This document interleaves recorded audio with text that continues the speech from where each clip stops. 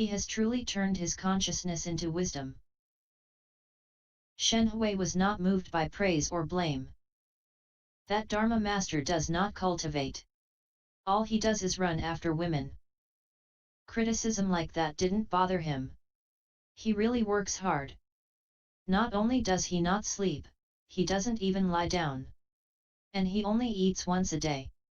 Such austerity. Praise like that didn't affect him either. If you don't react, then people can slander you, but it's as if nothing happened. You're a pig, they may say. Fine, you answer, I'm a pig. No problem. If you don't react, then they can praise you and it doesn't matter either. You have both virtue and learning, they may say, but you pay no attention. If you are pleased when someone praises your learning, then you really have no learning at all. If you get angry when someone scolds you, you have been influenced by an outside state. To be unmoved by any state is to neither grasp nor reject, neither love nor hate. You can tell Little Master Shen Hui that he is good, but he will not be happy. You can tell him he is bad, but he will not get angry. He has no thoughts of misery or delight. There truly is complete understanding of the middle way. Rare indeed. You old ones, the master said, you middle-aged ones, none of you passes. None of you has outweighted the fire. When anger sets you ablaze, you should think, wait. Wait a minute. Wait a minute and then get angry. Then you wait, and your anger disappears. That is called outweighting the fire. If you don't wait, the fire burns, but if you can wait, it will die out. When steel is red hot, you can shape it into a vessel. But unless you wait for the fire to burn it red hot, you can't mold the metal. You haven't outweighted the fire. You have been on the mountain for so many years, said the master. What have you been doing all this time? Hey?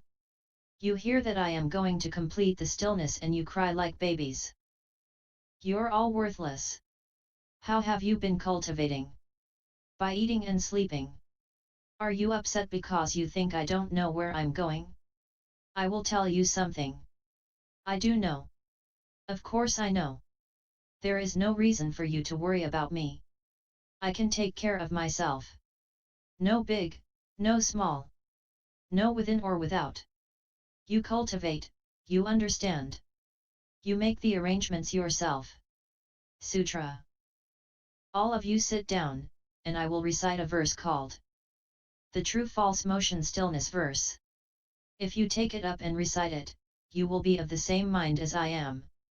If you rely on it to cultivate, you will not stray from the true principle of our school. The assembly bowed and begged the master to recite the verse. There is nothing true in anything, so don't view anything as true. If you view anything as true, your view will be completely false. You can know what is true by yourself. Being apart from the false is the truth of the mind. When your own mind is not apart from the false and lacks the truth, then where is the truth? Commentary. Now don't be nervous, the master said. Sit down and don't jump around. Don't cry right in front of me like that. Really, you are undisciplined disciples. Listen to my verse. It discusses the true and the false and the principles of motion and stillness. If you can understand it and bear it in mind, you won't deviate from the sudden teaching. Turn the light around, said the master. Shine it inside at your own self-nature, and you can know the truth. To find your true mind is simply to separate yourself from all the false forms and images of this world. If there is no truth within your own mind, where will you find the truth? The truth is not apart from the self-nature. Apart from the self-nature there is no truth. Sutra. Sentient beings understand motion. Insentient beings do not move. If you cultivate the work of non-movement, like insentient beings, you will not move. If you seek the true non-movement. In movement, there is non-movement. Non-movement is non-movement, but things without sentience lack the Buddha seed. Fully able to discriminate among marks. But unmoving in the primary meaning, the very act of viewing in this way, itself is the function of true suchness. Commentary. Do not seek non-movement apart from movement, for it is just within movement that stillness can be found. All sentient beings move, but if you can be still while remaining sentient, that is true non-movement. If, as a sentient being, you are able to clearly distinguish the marks of all dharmas, not with your consciousness but with wisdom, you can give proof to the attainment of the substantive principle of your self-nature and achieve the ultimate state. That is true, proper non-movement. Sutra. I tell you, students of the way, apply your minds with effort and take care, at the gate of the great vehicle. Do not grasp the wisdom of birth and death. If there is response at these words, then let us discuss the Buddha's meaning together. If there is no response, join your hands together and make others glad. The basis of this school is non-contention. Contention is not the meaning of the way. For in grasping at the Dharma doors of contradiction and contention, the self-nature enters birth and death. Commentary. You are face to face with the great vehicle Buddha Dharma. Do not continue to grasp at your understanding which binds you up in birth and death, at the kind of wisdom that is still attached to marks. If you can't understand what I am trying to tell you, then put your hands together to please living beings. My school of sudden enlightenment is based on the cultivation of the patience of unproduced dharmas. There should be no debating. When you argue with others you lose the meaning of the way. Debating, the thoughts of victory and defeat stand in contradiction to the way. Giving rise to the four-mark mind, how can samadhi be obtained? If you insist on arguing, your self-nature won't escape the revolving wheel. Giving rise to the marks of a self, others, living beings, and a life, you will certainly continue to undergo birth and death. Sutra. When the followers heard this verse, they understood its meaning and bowed down before the Master. They made up their minds to practice in accord with the Dharma and not to argue, knowing that the great Master would not remain long in the world. The senior seated Fahai bowed again and asked, after the High Master enters extinction, who will inherit the robe and Dharma? Commentary. Fahai never forgets himself. No doubt he wanted the robe and bowl for himself. Sutra. The Master said, since the time I lectured on the Dharma in the Ta Fan Temple, transcriptions of my lectures have been circulated. They are to be called the Dharma Jewel Platform Sutra. Protect and transmit them in order to take humankind across. If you speak according to them, you will be speaking the orthodox Dharma. I will explain the Dharma to you, but I will not transmit the robe, because your roots of faith are pure and ripe. You certainly have no doubts and are worthy of the great work. According to the meaning of the transmission verse of the first patriarch Bodhidharma, the robe should not be transmitted. His verse said, originally I came to this land, transmitting Dharma, saving living beings. One flower opens, 5 petals and the fruit comes to bear of itself. Commentary. The students didn't have tape recorders as we do, so they wrote down their notes with brush and ink and compared them among themselves. You should take good care of these lectures, the Master said. They are Dharma jewels. Print and distribute them and so take living beings across. I know that you all believe in me, and so I don't need to transmit the robe. Besides, the great Master Bodhidharma said that beginning with the 6th patriarch the robe should not be transmitted. He said, I originally came to China in order to transmit the right Dharma and take across all these confused living beings. From me, this one flower, in the future 5 petals will open the 2nd, 3rd, 4th, 5th and 6th patriarchs. And the fruit will come to bear of itself, that is, there will be no need to transmit the robe. Transmitting the Dharma will suffice. This is why the 5th patriarch told the 6th patriarch, as the robe is a source of contention, do not transmit it. Should you continue to transmit it, your life will hang by a thread. The fruit comes to bear of itself. You should know that the fruit which ripens in this line is just all of you who have taken refuge with me. The first character of your Dharma names is Kuo and it means fruit or result. So don't forget to ripen. All of you should ripen right away. Most importantly, don't be lazy. Bodhidharma gave you all predictions long ago. The sixth patriarch himself said, the Bodhi fruit accomplishes itself. They both knew that, in the future, there would be all of you disciples in America with the first name Kuo, fruit. Fruit they spoke of is just all of you. That fruit is you, you are that fruit. The two are one. Sutra. The master added, all of you good knowing advisors should purify your minds and listen to my explanation of the Dharma. If you wish to realize all knowledge, you must understand the samadhi of one mark and the samadhi of one conduct. If you do not dwell in marks anywhere and do not give rise to hate or love, do not grasp or reject, and do not calculate advantage or disadvantage, production and destruction while in the midst of marks, but instead remain tranquil, calm, and yielding, then you will have achieved the samadhi of one mark.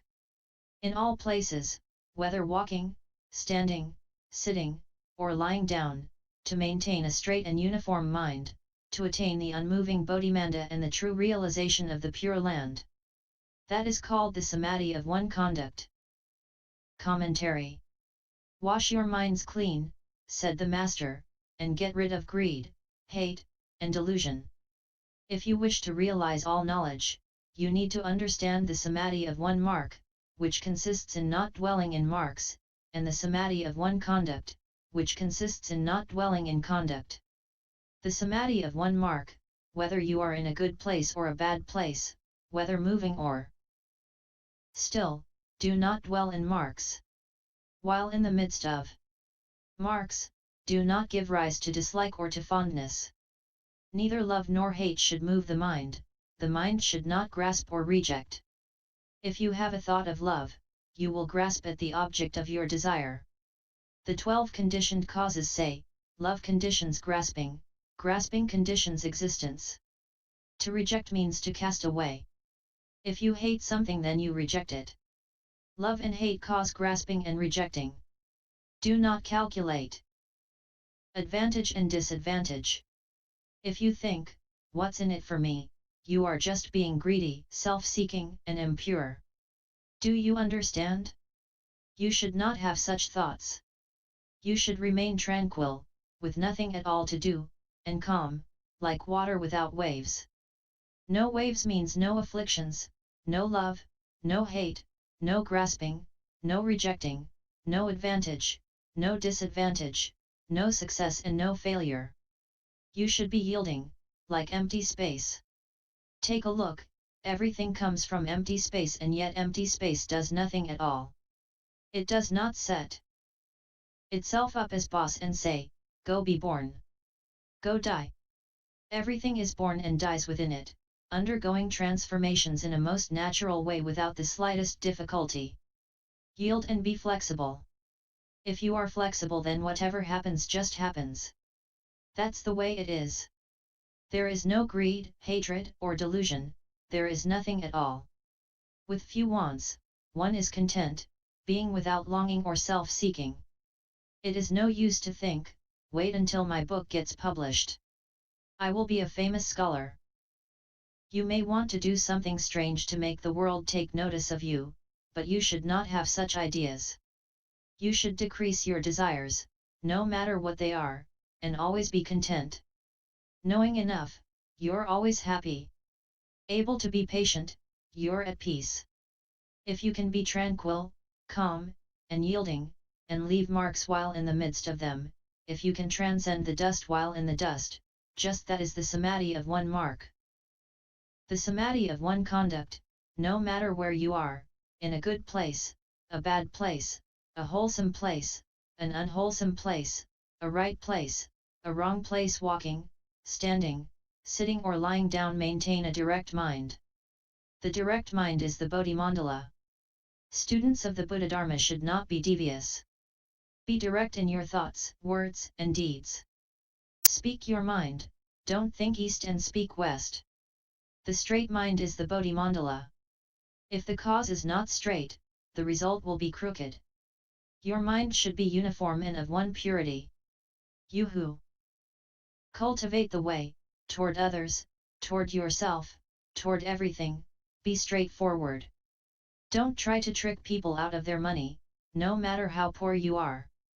If you borrow a little money and return it right away, you have not lost the virtue of a gentleman, but if you borrow and don't return it, your position is very low. Be an unmoving Bodhimandala with a straightforward mind, for that is the realization of the Pure Land and is called the Samadhi of one conduct. Sutra. One who perfects the two samadhis is like earth in which seeds are planted, buried in the ground, they are nourished and grow, ripening and bearing fruit. The one mark and one conduct are just like that. I now speak the Dharma, which is like the falling of the timely rain, moistening the great earth. Your Buddha nature is like the seeds which, receiving moisture, will sprout and grow. Those who receive my teaching will surely obtain Bodhi, and those who practice my conduct will certainly certify to the wonderful fruit. Listen to my verse. The mind ground contains every seed, under the universal rain they all sprout flower, and feeling sudden enlightenment, the Bodhi fruit accomplishes itself. After speaking the verse, the master said, Dharma is not dual, nor is the mind, and the way is pure and without marks. All of you take care not to contemplate stillness or empty the mind. The mind is basically pure and does not grasp or reject anything. Each of you work hard, and go well, in harmony with circumstances. At that time, his followers made obeisance and withdrew. Commentary. The timely rain falls just when it is needed. If it falls too soon, it may drown the crops, and if it comes too late, they may wither and die. The sixth